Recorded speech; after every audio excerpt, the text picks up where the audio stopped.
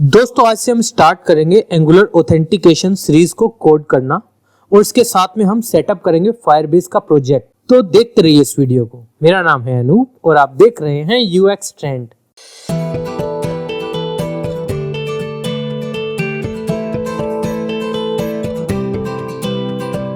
Welcome back.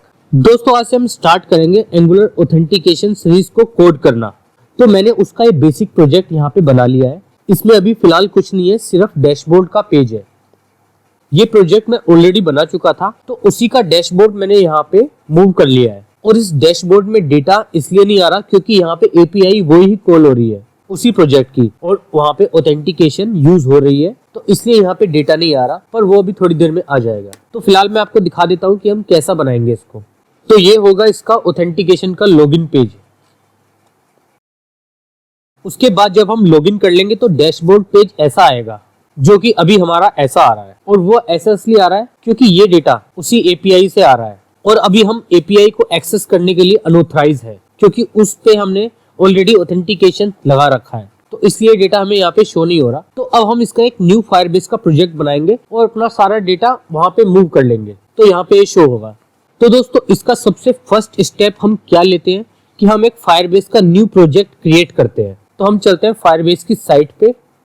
तो दोस्तों मैं ऑलरेडी लॉगिन हूँ फायरबेस पे, तो आपको भी क्या करना है, फायरबेस पे अपने आप को लॉगिन करा लेना है। अगर आपका अकाउंट नहीं है तो आपको अकाउंट क्रिएट कर लेना है। उसके बाद जाना है आपको कंसोल पे। अब यहाँ से हमें क्या करना है, हमें एक न्यू प्रोजेक्ट क्रिएट करना है। इस प्रोजेक्ट का हम नाम दे देते हैं ऑथ एंगुलर। तो यहाँ पे ये एक यूनिक आईडी आ गई है, इसको आप चाहें तो चेंज भी कर सकते हैं। मैं ये सब हटा देता हूँ। तो ये ऑलरेडी ले रखा है, तो हम -1 कर देते हैं और सेव करते हैं। अब हम कंटिन्यू करते हैं। ये सब हमें नहीं चाहिए तो हम हटा देते हैं। अब क्रिएट प्रोजेक्ट करते हैं। तो दोस्तों हमारा प्रोजेक्ट क्रिएट हो चुका है। अब हम कंटिन्यू पे क्लिक करते हैं। तो ये हमारा प्रोजेक्ट यहाँ पे आ चुका है। हम इसको एक्सपेंड कर लेते हैं। तो दोस्तों ये प्रोजेक्ट है, अब हम इसको यूज करेंगे अपनी उस एप्लीकेशन में। तो हम क्या करते हैं, सबसे पहले चलते हैं इसके रियल टाइम डेटाबेस में। अब हम यहाँ क्या करते हैं, क्रिएट डेटाबेस पे क्लिक करते हैं और इसको क्रिएट कर देते हैं। अब दोस्तों ये हमारा डेटाबेस का पाथ होगा। अब क्योंकि यहाँ पे डैशबोर्ड पे हम अपने प्रीवियस प्रोजेक्ट का डेटाबेस यूज कर रहे थे जो कि ऑलरेडी लॉक्ड है, तो उसका डेटाबेस यहाँ दिख नहीं रहा, तो हम इसका डेटाबेस यहाँ पे इंपोर्ट कर लेंगे। यहाँ पे एक ऑप्शन होता है इंपोर्ट जेसन का, यहाँ पे आप इंपोर्ट कर सकते हो और इस डेटाबेस को एक्सपोर्ट भी कर सकते हो। तो मैंने ऑलरेडी उस वाले डेटाबेस को एक्सपोर्ट करके रखा है जिसको मैं यहाँ इंपोर्ट करने वाला हूँ। तो हम क्या करेंगे, इंपोर्ट जेसन। यहाँ पे हमें अपनी फाइल अपलोड कर देनी है। तो ये हमारा डेटाबेस है जो मैंने ऑलरेडी सेव करके रख रखा है। मैं इसको इंपोर्ट कर देता हूँ। तो ये हमारा डेटाबेस आ गया। अब हमें क्या करना है, हमें इस यूआरएल को कॉपी करना है। अब हम चलते हैं अपने प्रोजेक्ट में। अब हमने जहाँ पे वो डेटाबेस यूज कर रखा है, हम वहाँ पे इसको रिप्लेस कर देंगे। हमने ये डेटाबेस यूज कर रखा है, इसको हम सर्च कर लेते हैं कि हमने कहाँ यूज कर रखा है, Ctrl+Shift+F से। तो अभी हमें दिखा दिया कि किस किस फाइल में है। तो ये एक ही फाइल में, डिजाइन यूटिलिटी सर्विस में। यहाँ पे हमने इसको कितनी जगह यूज कर रखा है, 2-3 जगह, 1 2 3 4। अब दोस्तों इसको डायरेक्ट सर्विस में डालने से बढ़िया हम क्या करते हैं, एक कन्फिग फाइल बना लेते हैं और हमारी सारी कॉन्फ़िगरेशन, जैसे कि डेटाबेस से रिलेटेड जो भी कॉन्फ़िग है, हमारी डेटाबेस का यूआरएल या फिर कुछ भी, हम सब उस कॉन्फ़िग फाइल में डालेंगे। तो हम क्या करते हैं, इसके रूट पे ही बना लेते हैं एक config.ts। तो यहाँ पे हम क्या करते हैं, एक्सपोर्ट लेट config, और इसको बना लेते हैं एक ऑब्जेक्ट। अब यहाँ पे हम सबसे पहले क्या रख लेते हैं, API URL, API_URL कर लेते हैं। और ये क्या होगा, ये वाला URL यहाँ हम पेस्ट कर देते हैं। यहाँ इक्वल टू की जगह कोलन लगाना है। अब हम इसको सेव करते हैं और चलते हैं अपनी डिजाइन यूटिलिटी सर्विस में, जहाँ पे हमने ओल्ड API URL को यूज कर रखा है। अब यहाँ पे हम क्या करते हैं, एक प्रॉपर्टी बना लेते हैं API, और ये क्या होगा, config। और config हमें वही फाइल इंपोर्ट करनी है जो हमारी ये वाली config फाइल है। तो हम इसको Ctrl+ प्रेस करते हैं और यहाँ क्लिक करते हैं। तो ये हमारी फाइल इंपोर्ट हो चुकी है। अब इसके बाद हम लिखेंगे .API URL, क्योंकि हमारे यहाँ पे API URL था। अब हम इसको यूज करते हैं। तो हम क्या करेंगे, यहाँ पे इसकी जगह जहाँ भी हमने ये यूज कर रखा है, हमें क्या करना है, यहाँ पे this.API। पर अब ऐसे ये चलेगा नहीं। अब हमें क्या करना है, हमारे पास 2 तरीके हैं। एक तो हम बैकटिक यूज कर सकते हैं, दूसरा हम इसको निकाल के बाहर रख सकते हैं यहाँ पे, उसके बाद हम यहाँ लगाएंगे प्लस, तो अब ये ऐसे चलेगा। और दूसरा तरीका क्या है, हम यहाँ पे सिंगल कोट की जगह बैकटिक यूज कर सकते हैं जो टैब के ऊपर होते हैं, और हम सिंगल कोट को हटा देते हैं। अब बैकटिक यूज करने के लिए हमें क्या करना पड़ता है, जो भी हमारा डेटा होता है डायनेमिक डेटा, जैसे कि this.api, ये एक हमारा प्रॉपर्टी है, तो इसको हम कैसे यूज करेंगे, कर्ली ब्रेसिस में, और उसके बाहर लगाना पड़ेगा हमें डॉलर। तो इस टाइप से हम यूज कर सकते हैं। तो हमारे पास ये दोनों तरीके हैं, हम दोनों में से कोई भी यूज कर सकते हैं। तो मैं सभी जगह ये तरीके यूज कर लेता हूँ। और जब हम ये बैकटिक वाला तरीका यूज करते हैं तो हमें ये प्लस और ये सिंगल कोट वगैरह लगाने की जरूरत नहीं पड़ती। तो दोस्तों हम सभी जगह अपना डेटाबेस का यूआरएल चेंज कर चुके हैं। अब हम एक बार सेव करके चेक करते हैं। तो अभी भी हमें यहाँ पे डेटा शो नहीं हो रहा। और वो क्यों नहीं हो रहा, क्योंकि इसके जो रूल्स हैं, डेटाबेस के जो रूल्स हैं, ये अभी रीड एंड राइट फॉल्स हैं। तो हम यहाँ ट्रू कर लेते हैं। अब ट्रू कर लेंगे तो इसका मतलब ये है कि कोई भी हमारे डेटा को एक्सेस कर सकता है और चेंज कर सकता है, रीड कर सकता है, राइट कर सकता है, जो कि फिलहाल के लिए ठीक है। पर बाद में हम इस डेटाबेस को वापस फॉल्स कर लेंगे और इसको ऑथेंटिकेट करेंगे कि जब यूजर ऑथेंटिकेट होगा तभी वो इसको एक्सेस कर पाए। अब हम इसको चेक करते हैं। तो दोस्तों आपने देखा, जैसे ही मैंने यहाँ पे इसको ट्रू किया तो यहाँ पे हमें एम्प्लॉय का डेटा शो होने लग गया। हम इस पे क्लिक करेंगे तो एम्प्लॉय का डिटेल पेज खुलेगा, और वापस बैक टू डैशबोर्ड करेंगे तो वापस आ जाएगा डैशबोर्ड पे। और यहाँ पे हमने एक ये भी बना रखा है कि ऐड एम्प्लॉय हम करेंगे, हम कुछ भी डाल देते हैं UX। अब सबमिट करते हैं तो एक एम्प्लॉय यहाँ पे ऐड हो गया। हम यहाँ चेक करते हैं, एम्प्लॉय डेटा 2 पे है, तो एक यहाँ पे एम्प्लॉय क्रिएट हो गया UX नाम से। तो अब हमारा ये बिल्कुल ठीक काम कर रहा है। तो हम अपना डेटाबेस सेटअप यहाँ कर चुके हैं। अब दोस्तों हम क्या करते हैं, अब हम अपना ऑथेंटिकेशन का पेज क्रिएट करते हैं, जो कि है ये वाला पेज। अब हम इसका कंपोनेंट बना के इसका HTML रेडी करते हैं।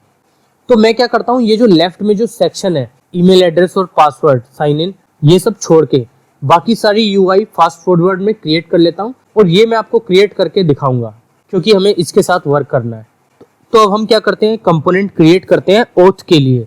तो मैं क्या करता हूँ, एक न्यू टर्मिनल ओपन कर लेता हूँ और यहाँ पे लिखता हूँ ng जनरेट कंपोनेंट, यानी कि NGGC, और कंपोनेंट का नाम हम क्या देते हैं, ओथ।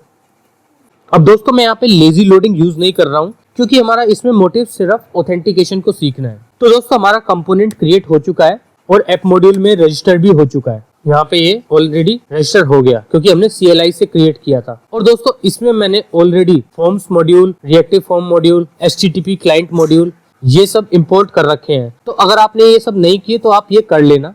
तो अब ये हमारा ओथ कंपोनेंट हमें यहाँ शो हो रहा है। अब हम क्या करते हैं, इसकी राउटिंग फाइल में चलते हैं और यहाँ पे एक राउट बना लेते हैं ओथ कंपोनेंट के लिए। तो मैं क्या लिखता हूँ, पाथ, और ये हमारा होगा एम्प्टी राउट, क्योंकि हम चाहते हैं कि ये हमें शुरू में दिखाई दे। और उसके बाद हम क्या करेंगे, यहाँ पे कंपोनेंट कौन सा यूज करेंगे, ओथ कंपोनेंट। यहाँ मैं क्लिक कर लेता हूँ तो ऑटो इंपोर्ट हो जाएगा, ये हो गया ऊपर। अब हम एक बार चेक करते हैं। तो मैं यहाँ साइन इन पे क्लिक करता हूँ तो यहाँ पे आ गया ओथ वर्क्स। अब दोस्तों मैं जल्दी से ये वाली UI क्रिएट कर लेता हूँ। तो दोस्तों हम इस पेज की UI क्रिएट कर चुके हैं। अब हमें सिर्फ UI क्रिएट करनी है लेफ्ट वाले सेक्शन की, जो कि है ये वाला ईमेल एड्रेस और पासवर्ड साइन इन बटन। तो इसकी UI के लिए हम क्या करते हैं, गेट बूटस्ट्रैप पे चलते हैं और इसका HTML कोड उठा लेते हैं। तो बूटस्ट्रैप की डॉक्यूमेंटेशन में अगर आप देखेंगे तो आप इनपुट ग्रुप लिखेंगे तो यहाँ पे इस टाइप के आपको फील्ड शो हो जाएंगी। अब हमें इस टाइप की फील्ड चाहिए कि जिसमें हम लेफ्ट में आइकन लगा सकें और राइट में अपना फील्ड, जैसा हमारा यहाँ पे है, लेफ्ट में हमारा आइकन है और लेफ्ट राइट में है इसकी फील्ड। तो हम क्या करते हैं, ये कोड यहाँ से कॉपी कर लेते हैं और चलते हैं अपने HTML में। अब यहाँ पे ये वो सेक्शन है, लेफ्ट सेक्शन, यहाँ पे हम इसको पेस्ट कर देते हैं और यहाँ से MB3, ये मार्जिन बॉटम 3 की क्लास है, ये हटा लेते हैं। अब एक बार सेव करके चेक करते हैं कैसा लग रहा है ये। तो दोस्तों यहाँ पे हमारी ये फील्ड आ चुकी है। अब हमें ऐसे कितनी फील्ड चाहिए, हमें 2 फील्ड चाहिए, एक ईमेल के लिए, एक पासवर्ड के लिए। तो हम क्या करते हैं, इसको 2 बार कॉपी पेस्ट कर लेते हैं। तो यहाँ पे ये हमें ऐसे शो हो रहा है। हमें क्या करना है, इसके आगे क्लास यूज करनी है फॉर्म ग्रुप, ये हम दोनों में यूज कर लेते हैं तो इसकी स्टाइलिंग थोड़ी और ठीक हो जाएगी। तो अब ये ऐसे डिस्टेंस पे शो हो रहा है थोड़ा। अब हम क्या करते हैं, इनको अपने अकॉर्डिंग मॉडिफाई कर लेते हैं। जैसा हम यहाँ पे आइकन लगा लेते हैं और यहाँ पे यूजर नेम की जगह ईमेल एड्रेस लिख लेते हैं और यहाँ ये वाला आइकन और एंटर पासवर्ड। तो अब हम यहाँ क्या करते हैं, जो हमारा इनपुट ग्रुप टेक्स्ट है इसके अंदर से ये आईडी हटा लेते हैं और यहाँ पे जो @ लगा है इसकी जगह हम क्या लिखते हैं आई, और इसकी क्लास क्या रखते हैं हम, ये फॉन्ट ऑसम का आइकन है तो इसकी क्लास होगी FA स्पेस FA एनवलप। और उसके बाद हम यहाँ पे इसके प्लेस होल्डर में ये सब हटा देते हैं, ये नहीं चाहिए हमें। यहाँ लिख देते हैं एंटर ईमेल, और ऐसे ही यहाँ पे पासवर्ड में ये हम ऊपर से एनवेलप वाला कोड कॉपी कर लेते हैं, यहाँ पेस्ट कर देते हैं, और यहाँ इसकी जगह हमें क्या लिखना है लॉक, और इसके प्लेस होल्डर में हम क्या लिख लेते हैं एंटर पासवर्ड, और ये सब हटा लेते हैं। अब हम एक बार चेक करते हैं, तो अब ये हमारी फील्ड हमें ठीक से शो हो रही है। अब दोस्तों यहाँ पे इन फील्ड के साथ हमें एक वैलिडेशन वाला मैसेज भी शो करना होगा। जब हम इस फॉर्म को सबमिट करेंगे, अगर हमारा ईमेल गलत होगा तो नीचे एक आएगा कि प्लीज एंटर करेक्ट ईमेल, और पासवर्ड में आएगा प्लीज एंटर करेक्ट पासवर्ड, तो एक वैलिडेशन मैसेज आएगा, उसका भी हम स्टाइल क्रिएट कर लेते हैं। ये जो हमारा एंटर ईमेल वाला, इसके नीचे एक स्मॉल टैग लेंगे और उसमें लिखेंगे प्लीज एंटर ईमेल, और इसकी क्लास होगी फॉर्म टेक्स्ट। हम एक बार चेक करते हैं, तो अब ये यहाँ पे इस टाइप से आ रहा है। हम इसकी विड्थ 100% कर देते हैं, जिसकी क्लास क्या होती है W100। अब चेक करते हैं, तो अब ये ऐसे यहाँ पे आ गया। अब हमें इसे रेड कलर में शो करना है, तो उसकी क्लास क्या होती है टेक्स्ट डेंजर। ये सारी बूटस्ट्रैप की क्लास है, अगर आप चाहें तो अपनी कस्टम क्लासेस भी यूज कर सकते हैं यहाँ पे। तो अब ये वैलिडेशन मैसेज हमें इस टाइप से शो होगा। अब हम ऐसे ही पासवर्ड के लिए भी यूज कर लेते हैं, तो अब ये हमें ऐसे शो हो रहा है। अब इसके बाद हमें क्या करना है, नीचे एक बटन लगाना है साइन इन का, और ये लगाना है do you have account, create one और फॉरगेट पासवर्ड। तो हम क्या करते हैं, इन फॉर्म ग्रुप को क्लोज कर लेते हैं और नीचे भी एक डिव बनाते हैं फॉर्म ग्रुप का। इसमें हमें क्या रखना है बटन, जिसपे क्या लिखा होगा साइन इन। तो ये बटन हमें ऐसे शो हो रहा है। अब हमें इस बटन की स्टाइल थोड़ी अच्छी चाहिए, तो हम बूटस्ट्रैप का ही बटन उठा लेते हैं। यहाँ हमें आउटलाइन वाला बटन चाहिए इस टाइप का, जैसा ये लिखा है प्राइमरी। तो हम ये कॉपी कर लेते हैं और यहाँ पेस्ट कर देते हैं, और ये साइन इन यहाँ से कट करके प्राइमरी की जगह पेस्ट कर देते हैं। अब हम चेक करते हैं, तो ये बटन अब हमारा ऐसा आ रहा है, पर हमें क्या चाहिए फुल विड्थ में चाहिए, तो उसकी क्लास होती है बटन ब्लॉक, हम वो लगा देते हैं। अब हम चेक करते हैं, तो अब ये हमारा बटन ऐसा आ गया जैसा कि हमें चाहिए। अब हमें यहाँ पे क्या चाहिए, don't have account, create one और फॉरगेट पासवर्ड।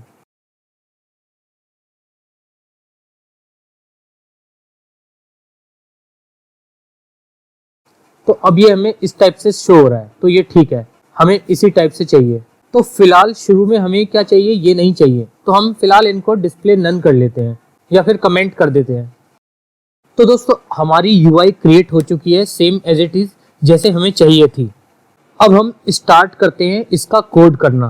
तो दोस्तों इसको हम देखेंगे इसकी नेक्स्ट वीडियो में, और उसकी नेक्स्ट वीडियो में हम क्या करेंगे, जब हम क्रिएट वन पे क्लिक करेंगे तो ये फॉर्म स्विच हो जाएगा, ये साइन अप का फॉर्म बन जाएगा, और यहाँ पे क्या आ जाएगा ऑलरेडी हैव अकाउंट, तो लॉगिन। तो हम इस फॉर्म को स्विच करेंगे और सेटअप करेंगे अपना साइन अप मेथड।